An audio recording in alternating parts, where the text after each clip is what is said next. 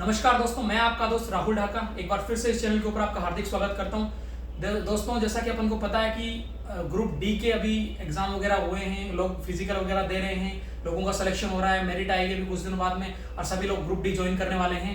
तो आज हम जिस कैंडिडेट से बात करना चाह रहे हैं, ये हमारे दोस्त हैं राजकुमार हैं और इनसे अपन जानने की कोशिश करेंगे कि इन्होंने ग्रुप डी ज्वाइन किया था और ग्रुप डी ज्वाइन करने के बाद में इनका कैसा एक्सपीरियंस रहा। ये अभी फिलहाल ग्रुप डी छोड़ चुके हैं और ये भी हम मेरे साथ ही लोको पायलट के पद पर आए हैं। अभी हाल ही में इन्होंने ज्वाइन किया है, तो इनसे जानने की कोशिश करते हैं कि आज अभी तक इनका ग्रुप डी का सफर कैसा रहा और अभी तक क्या क्या चैलेंजेस आए, सारी चीजें अपन इस वीडियो के अंदर से जानने की कोशिश करेंगे। दोस्तों, अगर आप नए हैं तो चैनल को सब्सक्राइब जरूर करिएगा। चलो अपन शुरुआत करते हैं। नमस्कार दोस्तों, मेरा नाम राजकुमार विश्वकर्मा है। तो मैंने ग्रुप डी में 2019 में जुलाई महीने में ज्वाइन किया था। तो मेरा ज्वाइनिंग सेंट्रल रेलवे में पुणे डिवीजन में हुआ था। वहाँ पे मैंने असिस्टेंट पॉइंट्समैन के रूप में असिस्टेंट पॉइंटमैन के रूप में। ये पॉइंट्समैन को हिंदी में क्या बोलते हैं? इसका हिंदी में नाम होता है सहायक कांटा वाला। सहायक कांटा वाला। स्टार्टिंग में जब इनको ज्वाइनिंग का जो लेटर आया था उसमें लिखा हुआ था सहायक कांटा वाला, तो ये इनका फैमिली मेंबर सारे कंफ्यूज हो गए थे कि यार क्या पोस्ट मिल गई, कांटा वाला क्या काम करने वाला है।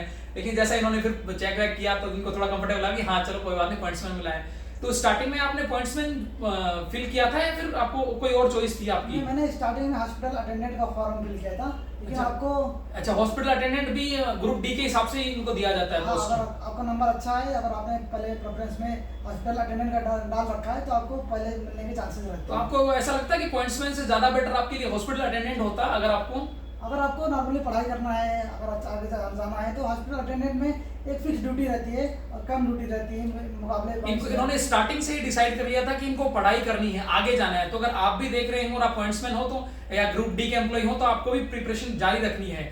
जैसे कि इन्होंने पहले से ही आप स्टार्टिंग से आपको पता था कि ये जो मेरे को ज्वाइन नहीं करनी है, मेरे को कोई और आगे के लिए बढ़ना है, तो आप स्टार्ट पहले से ही प्रिपेयर हो रहे थे किसी और एग्जाम के लिए या फिर सिर्फ ग्रुप डी के लिए स्टार्ट किया था आपने पढ़ना? नहीं, मैंने तो स्टार्टिंग में तैयारी एलपी की भी की थी।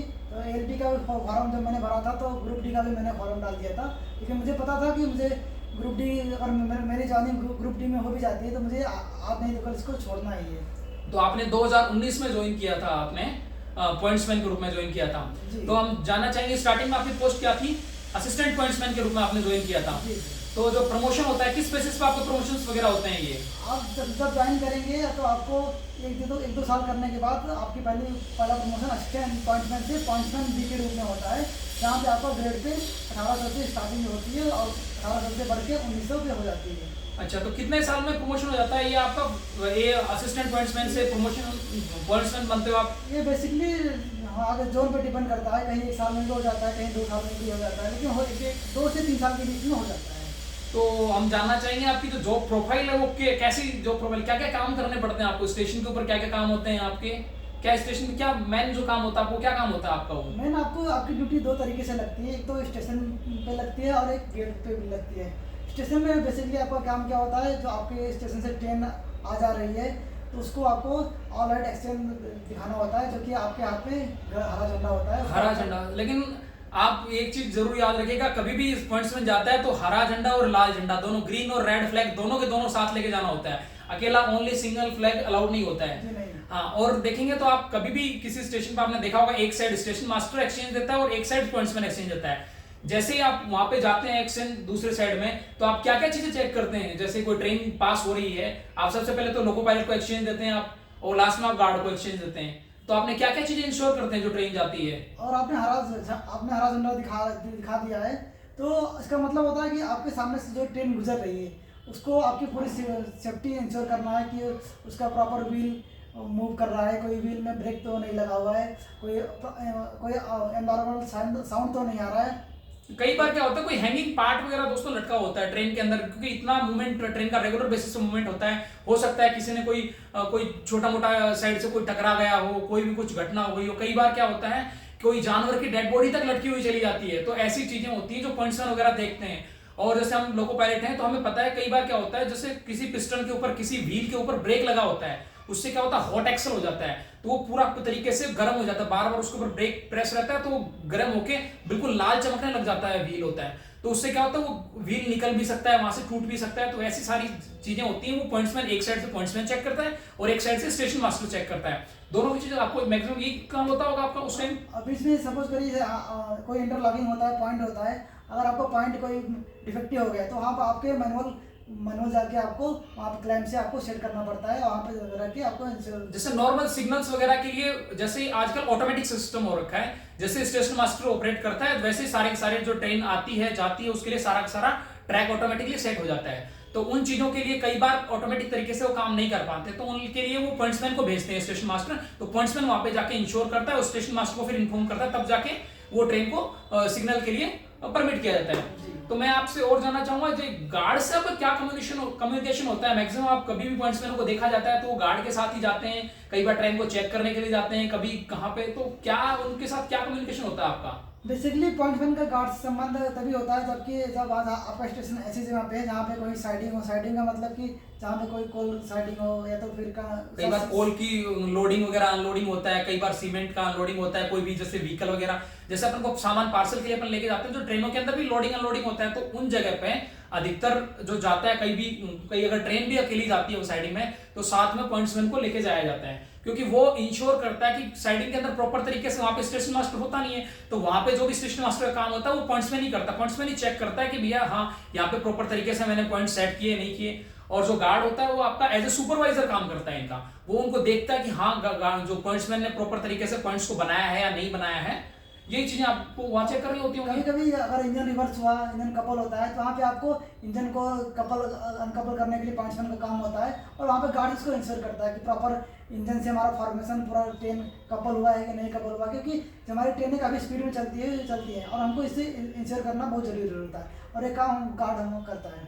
और देखो जैसे मैं लोको पायलट हूं तो हम बताते हैं कि जैसे कोई भी इंजन अगर फॉर्मेशन ट्रेन का पूरा ट्रेन है उससे अटैच होती है या डिटैच होती है तो उसके बाद में हमें जैसे ही किया है तो पूरा फॉर्मेशन को चेक करना पड़ता है कि प्रॉपर तरीके से उसके अंदर प्रेशर वगैरह मेंटेन है या नहीं है। जैसे हम ब्रेक लगाएंगे तो प्रॉपर ऑपरेट हो रहा है नहीं हो रहा है। कई बार क्या होता है जो अंदर से पाइप वगैरह हैं उनके लीकेज स्टार्ट हो जाता है, तो उस टाइम पे जीएलपी होता है। जीएलपी बोला जी से गार्ड और एलपी बोले लोको पायलट, गार्ड और लोको पायलट चेक करते हैं उन पूरे को, लेकिन उसके साथ में पॉइंट्समैन को ही भी भेजा जाता है, क्योंकि कई बार कोई भी लीकेज वगैरह है या फिर कोई भी अबनॉर्मलिटी है तो उसको जो चेक करेगा वो पॉइंट्समैन उसको सही करके देगा।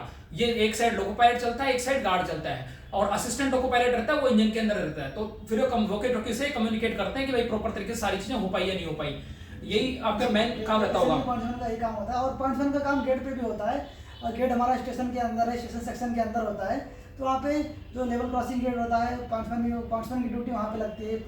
मास्टर जब पॉइंट्समैन को कॉल करके बोलता है कि ये गाड़ी आ रही है, पॉइंट्समैन गाड़ी का नंबर नोट करके उसको गेट ओपन करता है और गेट क्लोज करते समय कभी ध्यान रखना पड़ता है कोई पैसेंजर बीच में ना फंसे। सारी गाड़ियाँ क्रॉस होने के बाद ही पॉइंट्समैन गेट को क्लोज करता है और गाड़ी जाने के बाद फिर तो गेट कई बार देखना ऑटोमेटिक, कई बार ऑटोमेटिक सिग्नल भी होते हैं जो जैसे ही गेट वो क्रॉस करेगा गेट के लिए बंद कर देगा पॉइंट्समैन, तो उसी टाइम ही जो सिग्नल है ऑटोमेटिकली वो परमिट कर दिया जाता है। वरना कई बार मतलब नियर बाई अगर स्टेशन है तो वो सारी चीजें मैनुअली होती हैं, स्टेशन मास्टर उसको ऑपरेट करता है, लेकिन कई बार अगर स्टेशन से दूर है कोई भी गेट तो वहां पे गेट सिग्नल लगाए जाते हैं ऑटोमेटिकली। वो सारी चीजें गेट ऑटोमेटिकली वो जैसे वो बंद करेगा उस टाइम वो ऑटोमेटिकली वो ग्रीन सिग्नल मिल जाएगा गेट को, तो ट्रेन वहां से आराम से पास हो सकती है। जैसे आपने गेट क्लोज कर देते हैं आप स्टेशन मास्टर को इन्फॉर्म करते हैं या फिर उसको ऑटोमेटिकली पता चल जाता है कि भैया गेट वहां पे बंद कर दिया गया है। जो हमारा इंटरलॉकिंग की व्यवस्था होती है उससे जैसे ही गेट हम क्लोज करेंगे मास्टर को तुरंत मालूम चल जाएगा, मास्टर तुरंत सिग्नल दे देगा हमारा ट्रेन जाने के लिए। जैसे तुम्हारा मैं ड्यूटी आवर्स के बारे में जानना चाहूंगा, कितना ड्यूटी आवर्स होता है आपका लगभग? ये जोन टू जोन या डिवीजन टू डिवीजन और स्टेशन टू स्टेशन भी डिपेंड करता है। अगर आपको कोई बिजी स्टेशन है तो वहाँ पे 8 घंटे की ड्यूटी रहती है। अगर आपको नॉर्मल स्टेशन है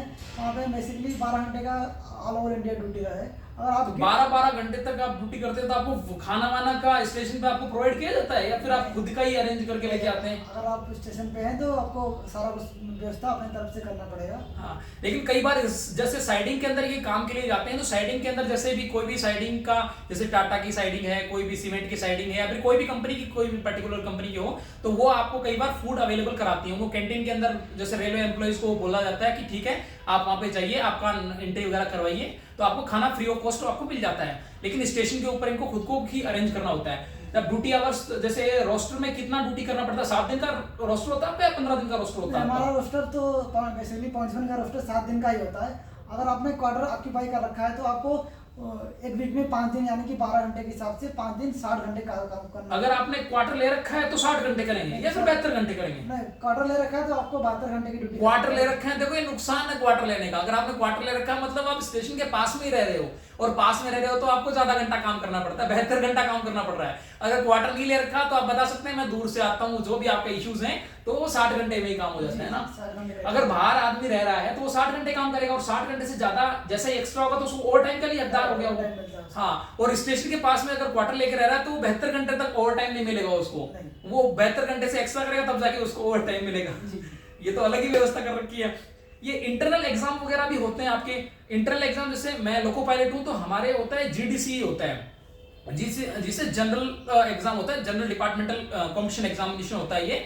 इसके अंदर कोई भी जैसे पॉइंट्समैन भी आ सकते हैं, गार्ड भी आ सकते हैं, कोई भी डिपार्टमेंट के एग्जाम्स हैं उनमें अपर पोस्ट पे जाने के लिए हमको एलिजिबल किया जाता है। लेकिन स्पेशली जो पॉइंट्समैन होते हैं, ग्रुप डी एम्प्लॉइज हैं, उनके लिए अलग से वैकेंसीज आती हैं जिनको बोलते हैं एलडीसी।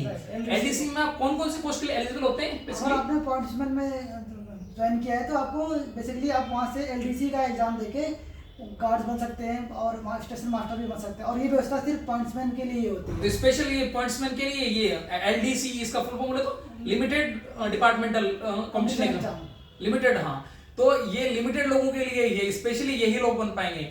आपने इतने दिनों से वर्किंग करके देखी होगी, आपने गार्ड के साथ भी आपने काम करके देखा है, मास्टर के साथ तो आपका सुपरवाइजर मास्टर ही होता है, स्टेशन मास्टर ही होता है।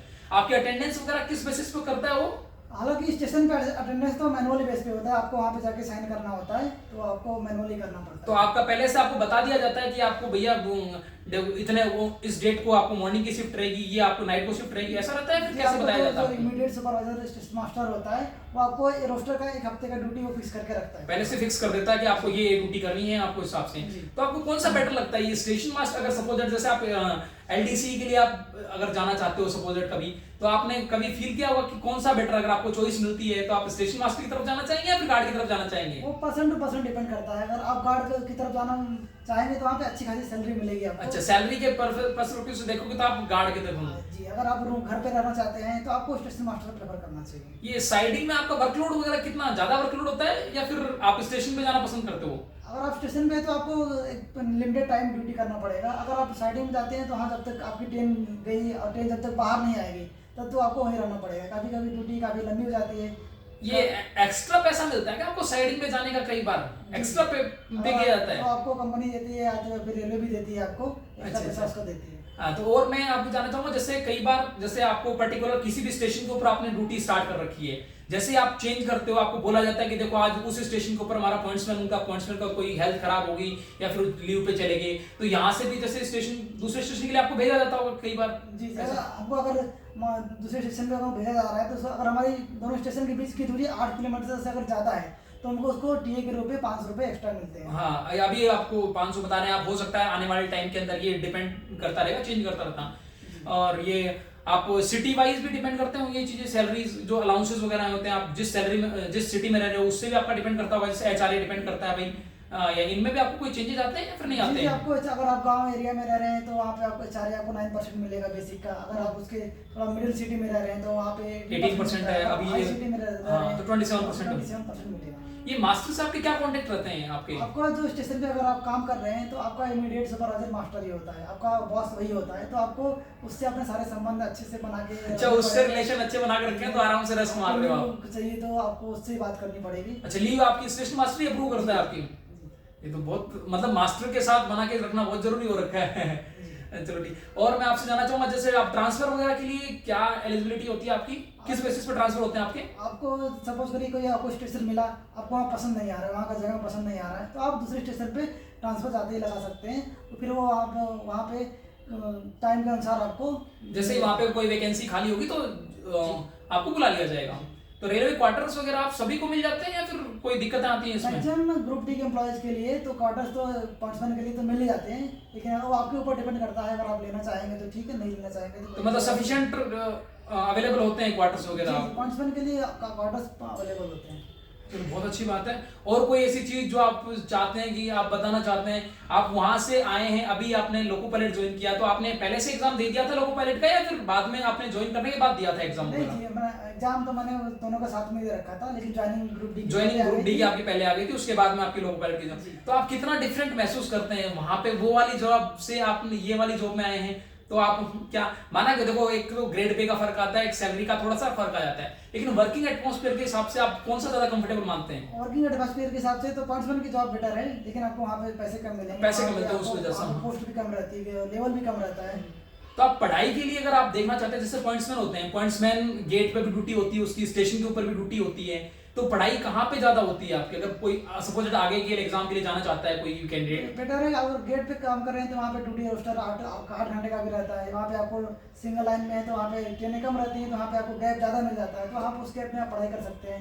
लेकिन अभी आप देख रहे हैं वेस्टर्न रेलवे के अंदर हम कई स्टेशनों पे देख रहे हैं आजकल ये कॉन्ट्रैक्ट बेसिस पे फैसिलिटी भी स्टार्ट कर दी गई है, जहां पे गेटमैन के रूप में जो रिटायर्ड आर्मी पर्सन हैं उनको कॉन्ट्रैक्ट दे दिया जाता है। कोई भी कॉन्ट्रैक्ट किसी पर्सन ने ले लिया, अब वहां पे रिटायर्ड आर्मी पर्सन को वो यूज कर रहे हैं, तो उनके हिसाब से अगर आप देखोगे तो मैक्सिमम लोगों को आजकल पॉइंट्समैन को गेट पे नहीं लगाया जा रहा है, उनको सिर्फ स्टेशन के ऊपर ही लगाया जा रहा है। तो उस हिसाब से भी आप देख सकते हैं कि मैक्सिमम टाइम आपको स्टेशन के ऊपर ही रहना पड़ेगा। और ये सिंगल लाइन और डबल लाइन में आपका क्या वर्कलोड मैनेजमेंट कुछ होता है? सिंगल लाइन में क्या होता है कि ट्रेनें वहाँ पे कम चलती है, और डबल लाइन में क्या होता है कि अप एंड डाउन दोनों ट्रेनें रहती हैं, तो उसमें ट्रेनें आ भी रही हैं जा भी रही हैं, तो उसमें डबल लाइन में आपको समय कम मिलता है। डबल लाइन सारा का काम आपको ड्यूटी पे लगाना, सारा ध्यान आपको ड्यूटी पे ही लगाना पड़ेगा। और कई बार जैसे कोई भी एक स्टेशन है उस पर एक टाइम पे ऑन ड्यूटी में एक ही पॉइंट्समैन होता है, फिर ज्यादा पॉइंट्समैन होते हैं? वो स्टेशन के अकॉर्डिंग डिपेंड करता है। अगर वहाँ पे गाड़ी का आवाजाही ज्यादा है तो वहाँ पे एक से अधिक ही पॉइंट्समैन भी रहते हैं, और नहीं तो एक ही दो गाड़ी, मतलब गाड़ी की आवाजाही कम रहती है तो वहाँ पे एक ही पॉइंट्समैन रहता है। अच्छा, आप आगे के लिए भी एग्जाम के लिए आप प्रिपेयर कर रहे हैं? जैसे अभी आप लोको पायलट के लिए आ गए हैं, तो अब इससे भी और एग्जाम के लिए आप प्रिपेयर कर रहे हैं? और एग्जाम के लिए भी कोशिश तो यही है, लेकिन यहाँ पे समय लोको पायलट का मिलता है, लेकिन कोशिश तो है लोको पायलट के लिए। चलो कोई बात नहीं, हम उम्मीद करते हैं आप यहाँ से भी और आगे जाएं और अच्छी, हम इसी उम्मीद के साथ। देखिए दोस्तों, ये हमारे साथ आज इनका डिस्कशन हुआ, आपको भी जरूर कुछ न कुछ अच्छी जानकारियां यहाँ से मिली होंगी। तो चैनल के ऊपर आप नए हैं तो चैनल को सब्सक्राइब करिएगा। धन्यवाद।